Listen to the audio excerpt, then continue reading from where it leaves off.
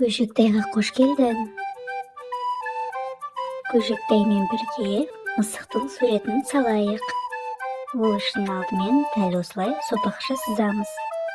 Одан соң құлағын сызамыз. Екінші құлағын да сызып аламыз. Оң көзін сызамыз. Және сол көзін сызамыз. Бетін осылай бөліп аламыз. Мұрнын саламыз. Аузын саламыз. Осылай ерекетіп денесін сызып бастаймыз. Бұл мойны. Аяғын саламыз. Және артқы аяғын саламыз. Денесін осылай сызып жабамыз.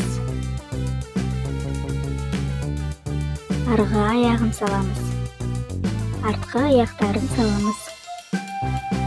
Және ерекетіп жылан тәрізді құйрығын саламыз. Одан соң жолақтарын саламыз. Басындағы жолағы, денесіндегі жолағы және құйрығындағы жолақтарды саламыз. Және мұрнын саламыз. Еді бояймыз. Қызғыл сары түспен бетін, денесі, құйрық аяқтарын бояп аламыз. Және құлақтарын да бояймыз. Ашық қызғыл сарымен беті, мойнын бояймыз. Қызғылт түспен құлағын, қоңыр түспен көздерін бояймыз. Жолақтарын қанық қызыл сары түспен бояп шығамыз. Құйрығындағы жолақтарды да қызыл сары түспен бояймыз.